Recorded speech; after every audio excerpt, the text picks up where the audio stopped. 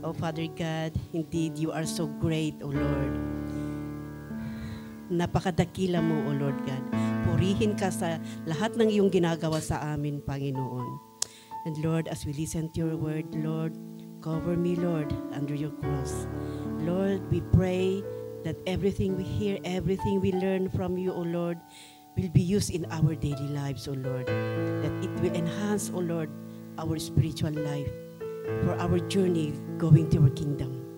Yes, O Lord, be with us, O Lord, as we worship and fellowship with you, Lord. We glorify you, O Lord. In Jesus' name we pray. Amen. Okay. Hallelujah.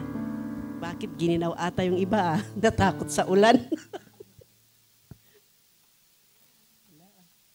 Simpleng ulan lang, natakot na sila. But we don't know their reason. But we pray as well for them kung bakit hindi sila nakadalo. So, how are we, brethren, with our prayer and fasting? So this is the last day of our 21 days prayer and fasting. Amen? Have we feel something? Have we felt something? Have we observed some changes? Amen. So, ang lesson natin for today is will be prayer and fasting. Sana nauna ito before our 21 days fasting, ano? But anyway, we have our personal fasting at marami pa tayong prayer and fasting na darating. And so, ito na lesson natin for today. Amen.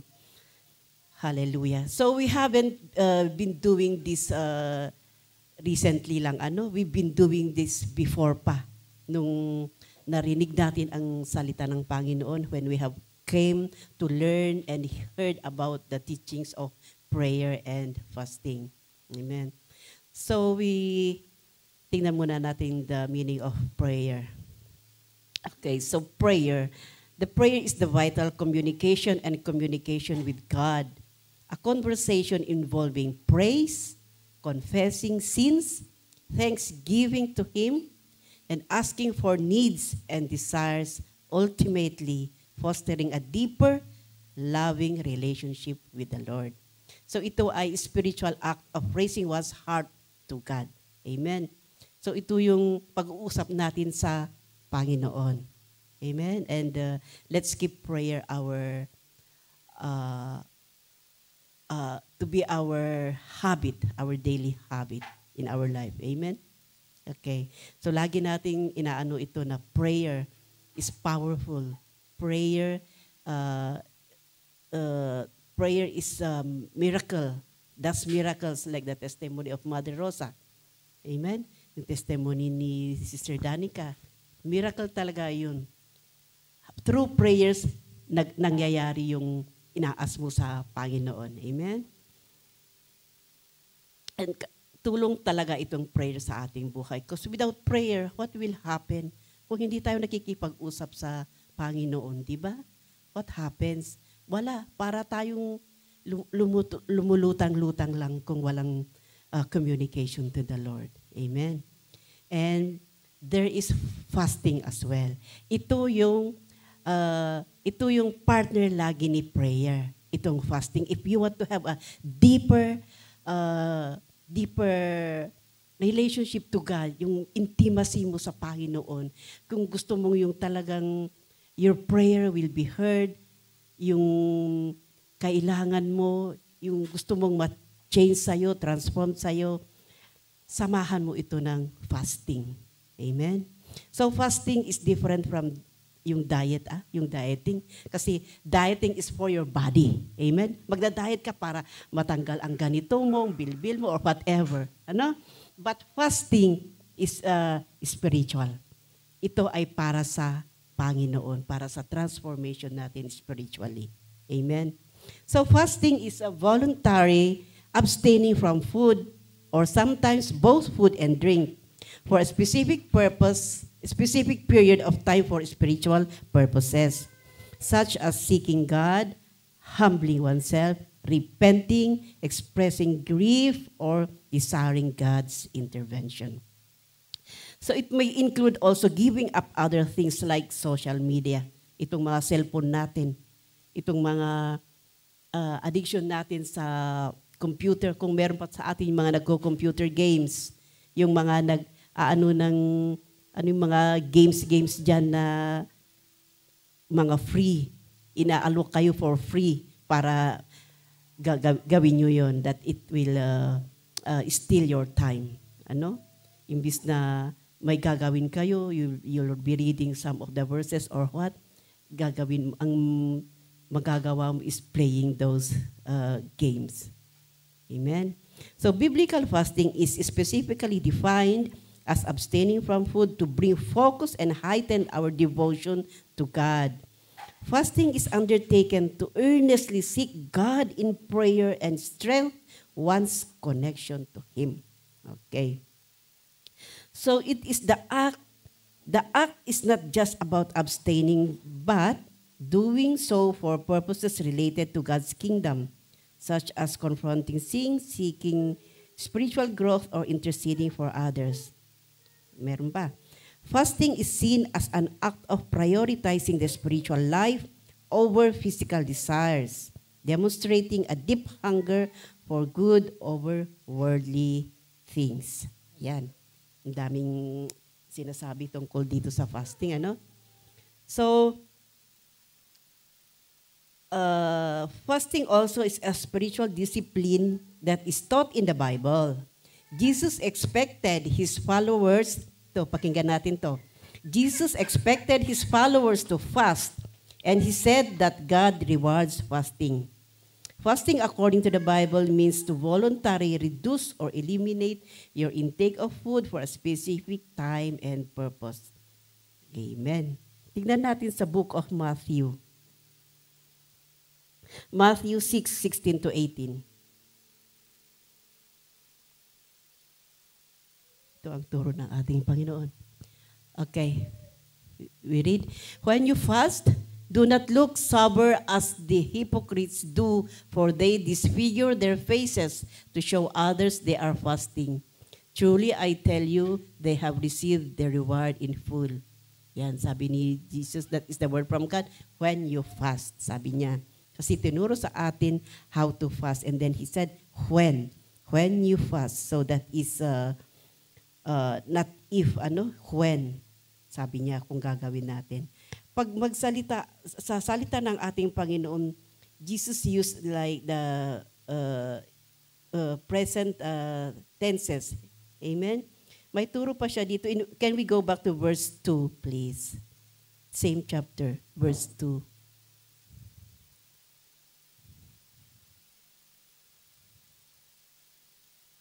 Ayan, ito rin yung turo niya sa atin. So when you give, sabi niya, we highlight the first three words. Ay yung turo niya doon. So when you give, sabi niya doon, when you give. May turo din siya sa verse 5. Verse 5, let's see that. When you pray. O yan, di ba? Hindi siya gumagamit ng if. Kasi when, that is Jesus assumes us that we give, we pray, and we fast. Amen? Fasting is not an option according to Jesus, but fasting is mentioned many times in the Bible. Many times, ang daming nagfa-fast sa Bible. If we read our Bible, we can read so many people have gone through this prayer and fasting. Amen. And who is our teacher for the fast, how to fast and pray? Jesus. Siya ang nagturo sa atin how to fast and pray. Amen. Okay. So what are the things we consider? Itong pag-fasting natin, alam natin, lahat tayo hindi natin to first time. Pero pag yung mga unbelievers pa siguro naman hindi nila na raranasan pa yung spiritual fasting. Amen. So ito, we prepare. When we do our prayer and fasting, we prepare. yung lahat naman ng bagay, di ba? Oh, when we go to work, we prepare. If we prepare our uniforms, our bags, our accessories, lahat-lahat pa. Yung car keys, lahat-lahat na prepare natin. Even the students, they prepare their bag, their things, everything. Kagaya naman itong mga kapatid natin ng mga buntis, they also prepare everything for, sa kanilang panganganak. Pati pangalan, nakaprepare na yan. Diba? Lahat-lahat yan. So sa ating ano din ng for prayer and fasting, we consider some preparations. Amen? So number 1 is pray and confess your sins. Hallelujah. Sa ating ano ng prayer and fasting, we try to yung bang ilalabas natin yung nilalaman ng ating puso. Amen? Para malinis ang ating puso, para maganda yung the flow of our prayer and fasting. Amen? Enable us to pray and confess our sins. We ano yun? Yung ourselves, yung hindi analyze. Anong term yun? Yung, yan. We search what's deep in our hearts. Ano? Yung mga bitterness, mga anger, mga ganyan, mga, yung mga grudges na yan, tanggalin natin sa ating puso. Amen? So it is a necessary step before fasting is to humble yourself before God and confess your sins. Amen. So we can read that one in Psalms 35 verse 13. Mahaba ito, but it says, they'll humble myself with fasting. Sabi doon. Yan. And humbled myself with fasting. Ito yung nag-fast si Daniel. Amen. So prayer should be our sustenance throughout the fast. Ayan. Yung prayer ang ating pampalakas. Ito ang pampalakas natin throughout our fasting. Amen. Yung pag-pray natin and reading the word. Yun ang lakas natin sa ating fasting. But it is, sabi dito, it is imperative. Imperative yung bang necessary. We begin the fast with a contrite heart. Amen. A repentant heart. Kasi kung may sama ka pa ng loob, may mga unforgiveness ka pa dyan, parang mabigat, di ba? Parang may kulot-kulot pa rin yung ano mo, yung direction mo. Amen? Kailangan yung parang rebonded hair na straight ba? Amen. So ganyan, we clean our hearts, we pray for the forgiveness, we pray for a clean heart to prepare. Amen. And then number 2 is the reading of the scripture. So spend additional time meditating on God's word before and during the fast. Amen. Kaya in our everyday prayer and fast, you receive the yung prayer and those verses and those to ponder on and the prayer. Kaya ayan. But don't just read yung mga sinasabi doon. Yung pa naman yung galing sa'yo, and then you add prayers and yung personal mo na hinihingi mo sa Panginoon. Amen? Because the scriptures, ito ay ang ating spiritual food. Amen? As in Mark 4, verse 4 ba yun? Yeah, Mark 4, that it says that we are not living on bread alone, but by the word that God speaks. Amen? So yan ang ating pampalakas. Yan ang ating sustenance sa ating prayer and fasting. To read the Bible, to read the word, and meditate. Amen? Okay, number 3 is keep it in secret. Hala, may ano dito. Keep in secret. Yung So fasting is unbiblical and even spiritually harmful when do it to show off our spirituality. Kagaya yung binasa natin kanina, yung Matthew 16 to 18. Or when we focus more on our fasting than on the clear needs of others, don't boast about your fast. Fasting should not be done when imposed or false motives. Amen. So yung hindi natin na ipapakita natin o sasabihin natin na ito ang fasting ko, ganito, ganito. Amen? But like madami sa atin, someone also told me that, Allah, my fasting, parang yung fasting niya is parang hindi like yung serious ganon kasi parang nag-change ganon. I'm also rebuked with that when I was studying about this prayer and fasting, Yung sa atin kasi, di ba, iba-iba tayo ng fasting. May nag-skip meal ng morning, lunch, and dinner. Tapos, in our weekly activities, yung mag-ano tayo ng pagkain, and then you are calling them, yun naman sabing secret nga, di sabihin niya, sige, okay lang, tapos pinipilit mo. Tapos you are trying to, yung imbis na hindi siya kakain because that is her or his fasting, mapapaano siya because you insist on calling. So next time siguro, pag tinawag mo at hindi na siya tumayo, alam mo na. So, yun nga, sabi nga ni Pastor, ganun siya. So, we keep in secret yung pag-aano natin sa ating fasting. Hallelujah. Hallelujah. So, yung fasting natin is may ano kasi yan may, di ba may pattern tayo dyan in skipping of meals. May time pa yan yung it's like may mga kasi yan may mga time of fasting, may yung intermittent is the hours. May hours yan. So next time we try to understand yung mga kapatiran natin that are having their fasting. Amen. And number 4 is prepare your body. Ang katawan natin, ihanda natin din ang ating katawan for our prayer and fasting. Especially yung mahaba na pag-fast, it takes days or weeks.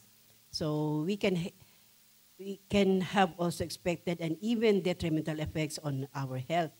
Kung yung mga fasting mo is like complete or complete fasting na ganun, be sure to consult a doctor before starting any fasting. Kasi it will affect your health. May mga ganyan. Nagpapas sila ng complete something pala is not good in their health. Kaya we need also to protect our bodies. Amen. So may mga kinds of fasting. Partial fast is also known as the Daniel's fast. Certain foods are avoided. You can have that, or you can have the complete fast where no food is consumed, food, liquid, pero water, kailangan yung water. And also we have the intermittent fasting, the regular periods of abstaining from food. Okay, so alam na natin kung saan tayo pwede dyan na mga kinds of fasting. Amen. So in fasting as well is we do this prayer and fasting with faith, Because if we just doing it for the sake of doing it, walang silbi. Amen? Kaya we have to do it also with faith and yung talagang you are in God's presence. Amen? Hallelujah. Maiksi lang ang natin ngayon.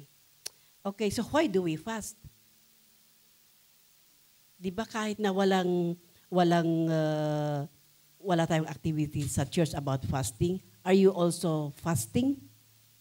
Yes. We have our own reasons why we fast. So hindi lang pag sinabi ng ating church that we will fast. We do it constantly, or we do it like habitual. Amen? Because nga sabi nga ng Panginoon kanina, di ba? When you fast, sabi dyan. Amen. So number 1, fasting gives you more time for prayer. Kaya nga nagfa-fast tayo because it gives us more time for prayer. Parang yung nilaan mo na halimbawa your fasting is in the morning. So in the morning, instead of having your breakfast in the morning, that time is yung palitan mo yung pag-pray mo, yung your devotion, yung fellowship mo sa Panginoon. Amen? So you can use the time you normally spend eating as a time in prayer for what God wants to do among us. Amen? So in the Bible, fasting is always connected with prayer. Ayan. Kaya in our activities, may prayer yan na laging nakasend sa ating GC. Amen? Hallelujah. Kaya ayan. Hindi yung nagfapas ka lang na nag-skip meal ka lang and then you do anything else there. In lieu, gano'n na ba? In replace sa pag-fasting mo, gagawa ka ng kung ano-ano. You go for your mga artworks or yung hindi related sa mo ba. You are doing your online business, mga ganyan. It's not supposed to be. Amen? You use that time for your prayer. Hallelujah. Okay. Number 2 is fasting demonstrate the depth of your desire when praying for something. Ayan. It shows you that you are serious enough about your prayer requests to pay enough about your prayer request. So God honors deep desire and praying in faith. Amen. So itong desire natin, itong vision natin, why we had the 21 days prayer and fasting is for our church building. Amen. Kung hindi natin ito gagawin na seriously to the Lord, if we don't ask it seriously, if we don't believe it na mangyayari yan, hindi mangyayari. But if we pray, talagang ialay natin sa Panginoon, we do it faithfully, something will happen. Amen? We will wait for the time na ibibigay ng ating Panginoon. Amen? In Joel 1 verse 14, tingnan natin doon. Joel 1 verse 14. Ayan, sabi doon, declare a holy fast, call a sacred assembly, summon the elders and allow and all who live in the land to the house of the Lord your God and cry out to the Lord. Amen. Kaya ayan yung ginawa natin in our 21 days prayer and fasting. And later on, we will have like a corporate one. Amen. So sabi niya, declare a holy fast, call a sacred assembly. So that is our church. Amen. Meron din sa Joel 2, verse 12. We pray. Usahin nga natin. Ito maganda to. Joel 2, verse 12. Ayan now. Even now, declares the Lord, return to me with all your heart, with fasting and weeping and mourning. Yan. Ang ating Panginoon ang nagsasabi dyan. Amen? So it demonstrates the depth of our desire when praying for something. Hallelujah. We hope na marami sa atin ang gumawa talaga ng ating prayer and fasting. Okay? Number 3 is fasting releases God's supernatural power. Hallelujah. So it is a tool, itong prayer and fasting, it is a tool we can use when there is opposition to God's will. Amen. It is a tool. Satan would like nothing better than to cause division, discouragement, defeat, depression, and doubt among us. Yan ang trabaho ng kalaban na si Satan. Amen? Ayaw niya yung gaganda. Gaganda ang ating pagsasama, yung gaganda ang ating worship. Mayroon tayong mga church building, may pagkakaisa tayo. Ayaw niya yun. Gusto niya talaga yung wasak-wasak. Amen? But he is defeated. Hallelujah. Amen? Amen. So, fasting is a tool we can use when there is opposition to God's will. So, united prayer and fasting has always been used by God to deal a decisive blow to the enemy. Amen. Siya mismo ginawa niya yan. Amen. When he was tested by this itong devil na ito. Hallelujah. So the devil was defeated. Amen. So reasons ng fasting, we have all our reasons for fasting. Why we do this fasting, like facing a crisis. Magfast tayo dyan. It depends on us on what kind of fasting we have. Seeking God's protection and deliverance. Halimbawa, in our family, like what happened in our country back home in the Philippines, yung may mga typhoon na yan. So, we pray for protection, di ba? We need also to fast for that. Protection and deliverance, yung mga unbelievers pa na family members natin, our friends, itong mga workmates natin, everyone, we pray for it. Amen? Or another reason is called to repent and be delivered. Hallelujah. Maganda ito. In our families, gusto natin yan na all of us in the whole family will be saved. Amen? So ano ang step natin to be saved? To repent. Amen? And be delivered. Kung matigas pa ang ulo, matigas pa ang puso ng ating mga kapamilya o mga friends or whoever na alam natin, we can do prayer and fasting. Amen? Asking also for God's guidance. Dito yung may mga problema tayo, hindi natin alam ang gagawin natin, or future plans, ganun. We also can do prayer and fasting.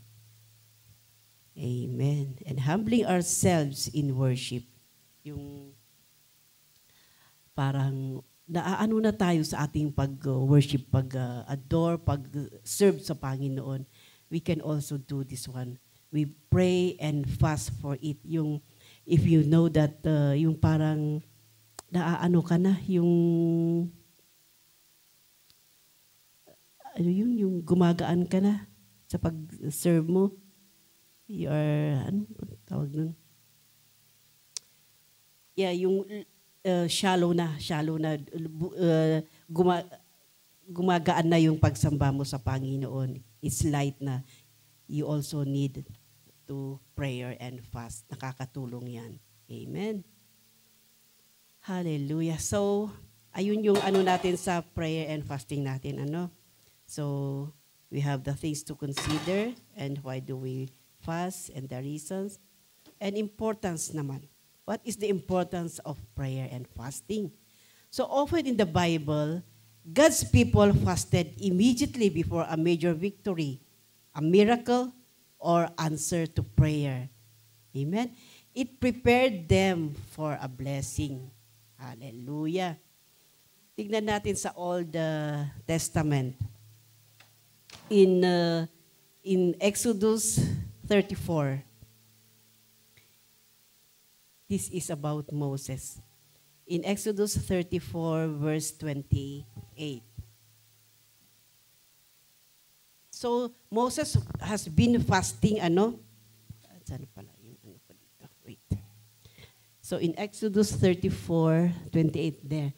So, Moses was there with the Lord 40 days and 40 nights without eating bread or drinking water. Talagang ito ang complete fasting. And he wrote on the tablets the words of the covenant, the 10 commandments. Ito, umakyat pa si Moses doon sa Kuwan na yan? Oh yeah, Mount Sinai. There he did his fasting. Kasi before that, hindi niya alam ang gagawin niya. Can we go to the previous verses, 25 ata yun, 25.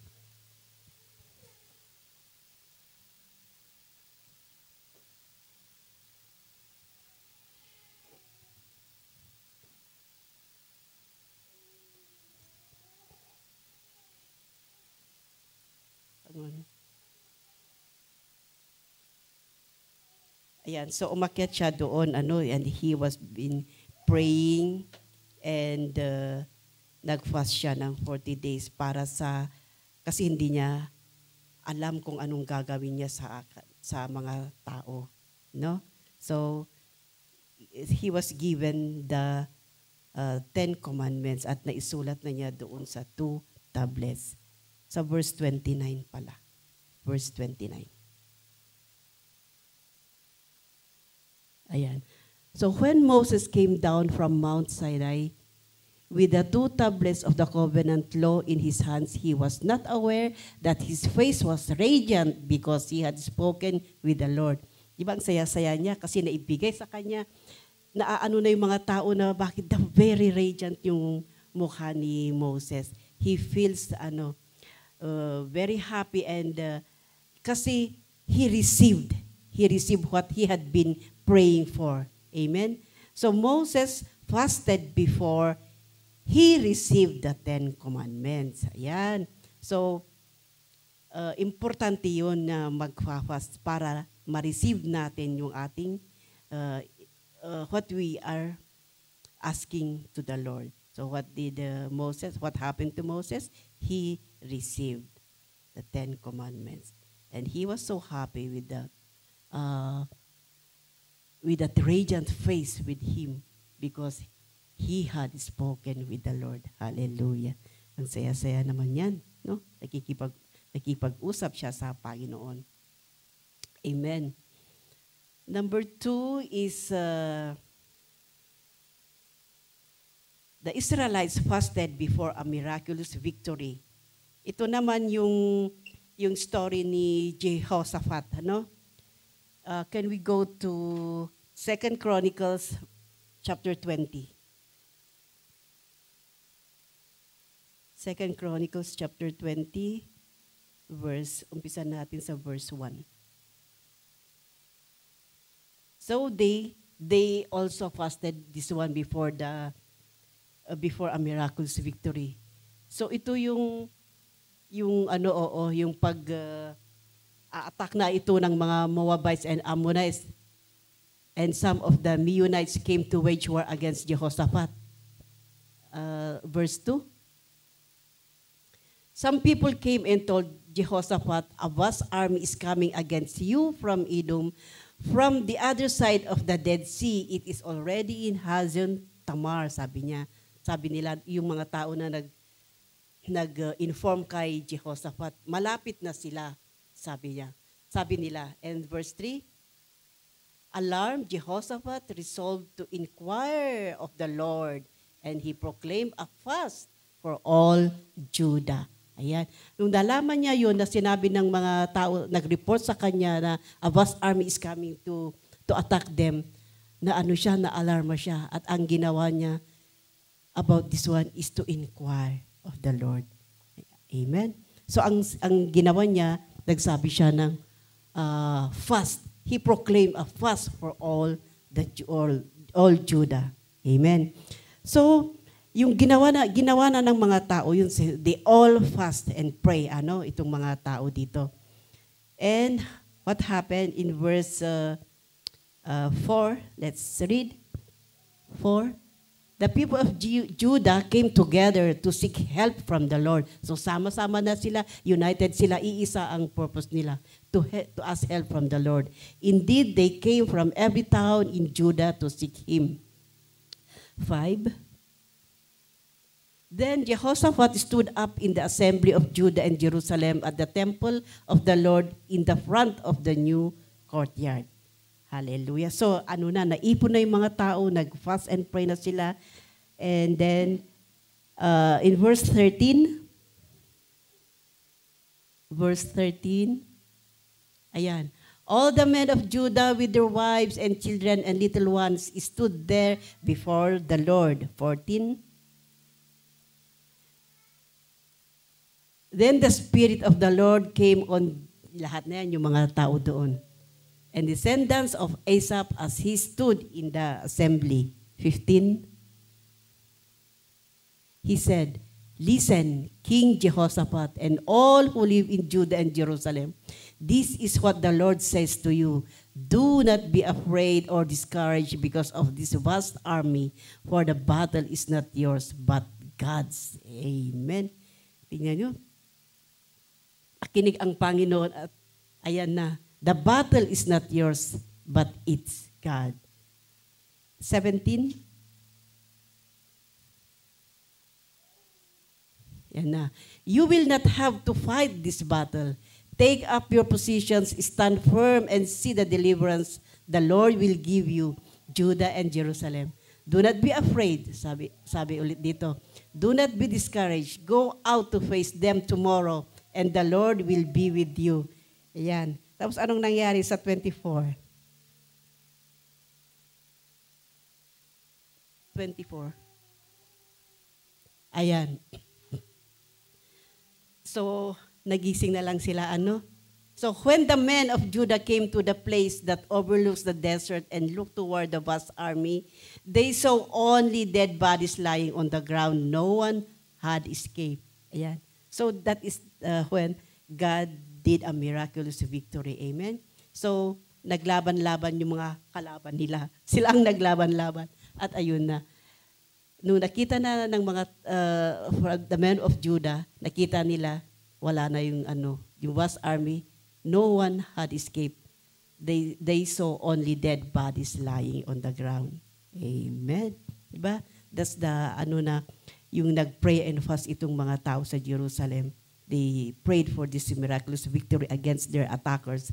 God did the battle for them. Amen. Ayan.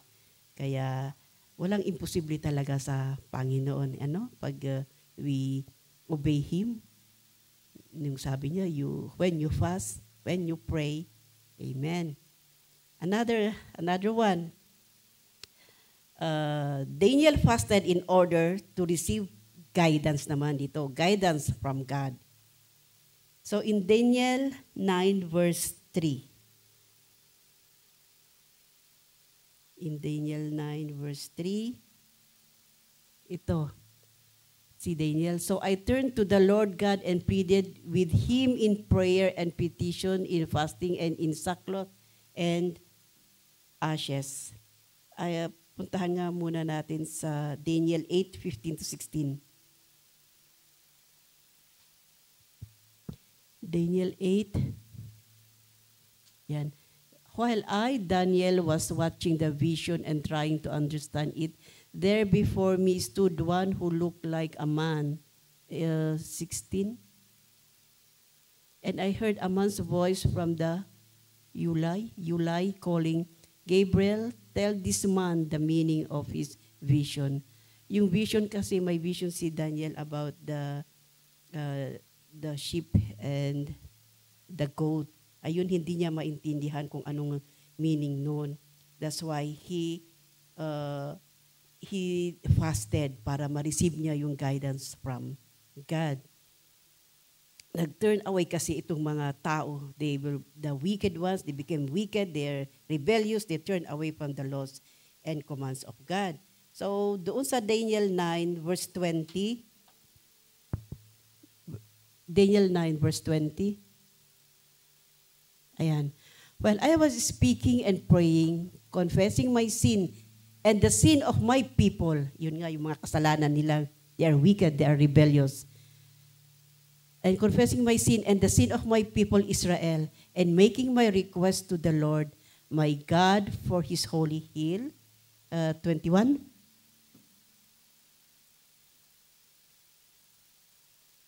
While I was still in prayer, When I was still in prayer, Gabriel, the man I had seen in the earlier vision, came to me in swift flight about the time of the evening sacrifice. 22.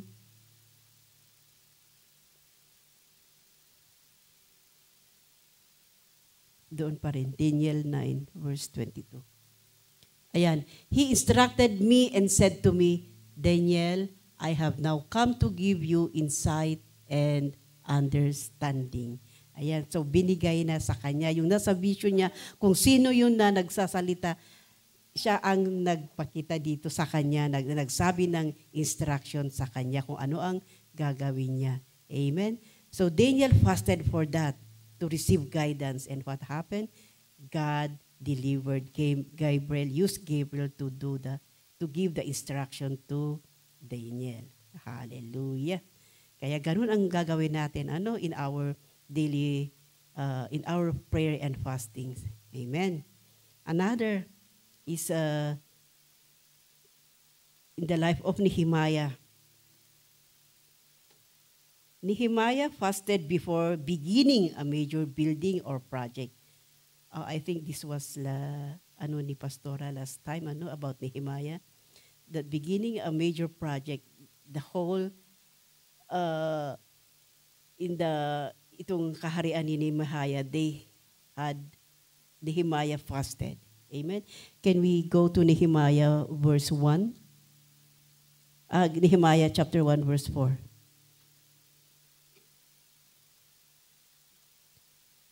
Saan yun, Nehemiah? Nehemiah 1 verse 4. Ito kasi yung mga exile, we go to verse 3 muna. They said to me, those who survived the exile and are back in the province are in great trouble and disgrace. The wall of Jerusalem is broken down, and its gates have been burned with fire. So when I heard these things, I sat down and wept, sabi ni Nehemiah. For some days I mourned and fasted and prayed before the God of heavens. So nagpray siya. Nagpray si Nehemiah. Amen. Tapos, doon sa chapter 2, verse 18, sabi niya doon, I also told them about the gracious hand of my God on me and what the king had said to me.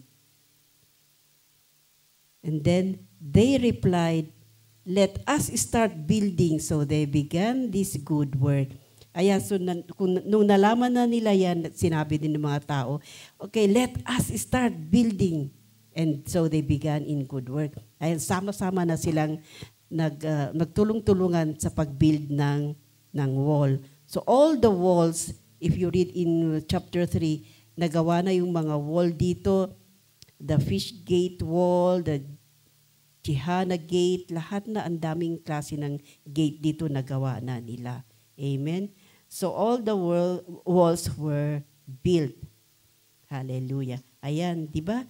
So, tignan ninyo, kung tatawag tayo sa Panginoon, He will give us what we are asking Him. Amen? So, Nehemiah fasted before the beginning of that major rebuilding of the wall of Jerusalem. Amen. Hallelujah. Another one is the first Christians fasted during decision-making times. Ito naman is in Acts. Acts 13 verses 2 to 3. They pray for help. They pray for wisdom. Acts 13, 2 to 3. Ayan. The people there, while they were worshiping the Lord and fasting, the Holy Spirit said, set apart for me Barnabas and Saul for the work to which I have called them. 3.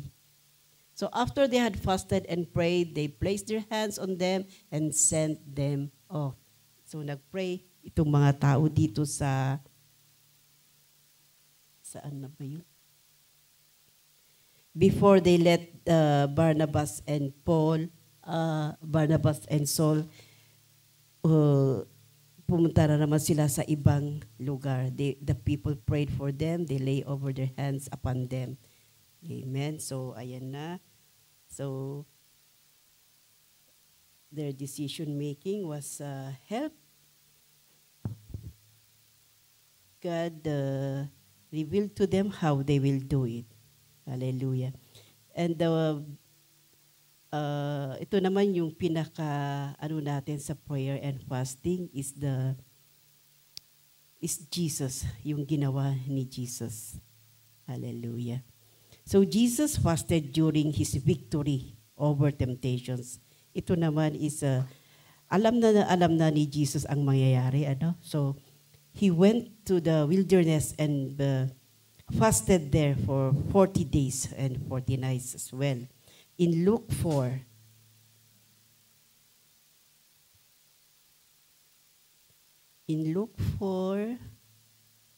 verse 2,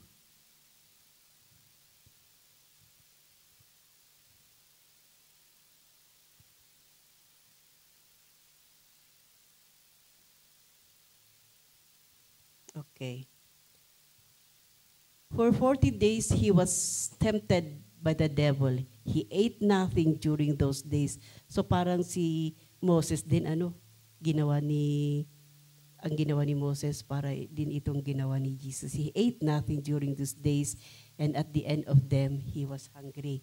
Ito naman, tapos nakita na ng kalaban ito ni Satan. Sabi niya, hungry na si Jesus. Kaya ginawa na niya yung mga three temptations, Alam natin yung mga three temptations na yon.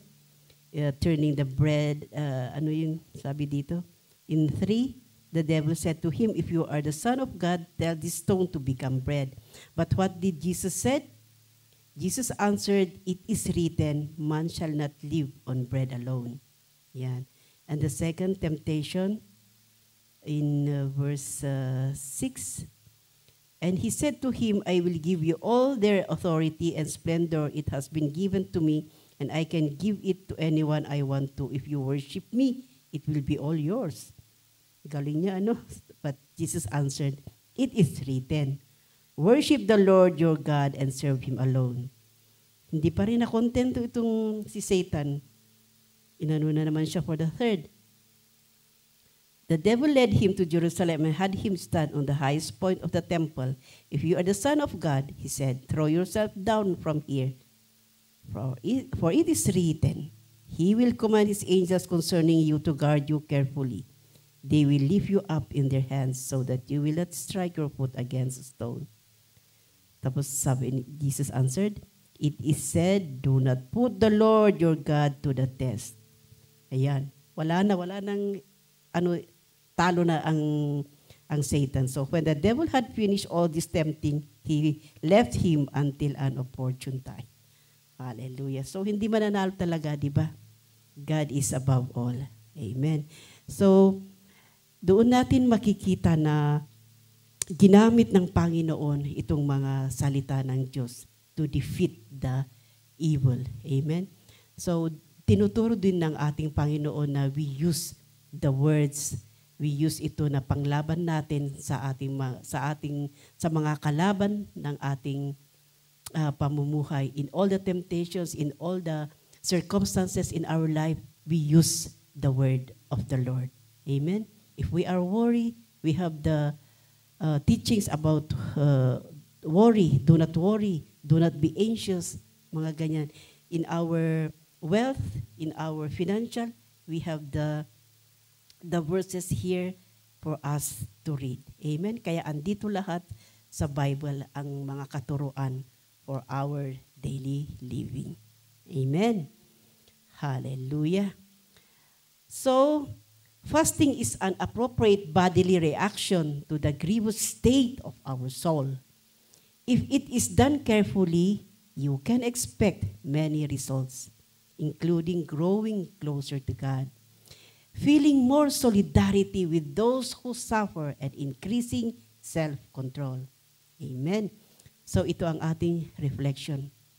Rather than wondering whether you should fast, consider the purpose of fasting. Hallelujah. Okay, so nabasa natin kanina yung Joel. Can we go back to that Joel verse 2? Joel verse 2, 12 to 13.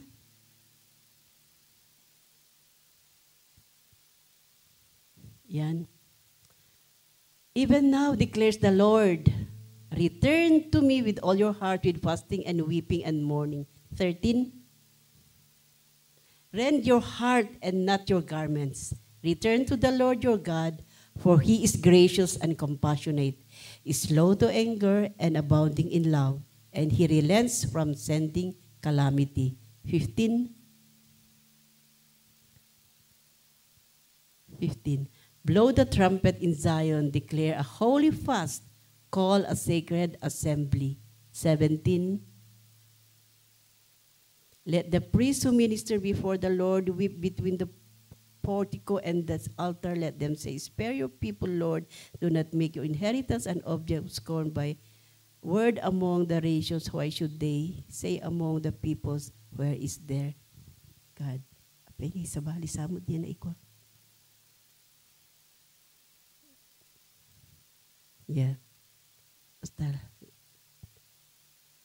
your heart, ang natin in our prayer and fasting, we do it from our heart and with faith. And then, may ano tayo dito, a saying from Andrew Murray. Sabi niya, fasting helps to express, to deepen, to confirm the resolution that we are ready to sacrifice anything to attain what we seek for the kingdom of God. Amen. So, hallelujah. So, that's our topic for today. Pinag-aralan natin how we fast, the importance of fasting, and the reasons why we fast. Amen. So, ito ay turo din ng Panginoon. Amen. That when He said, when you give, when you pray, when you fast. Andoon sa Matthew 6. So, I pray na we learn something. Hallelujah. I can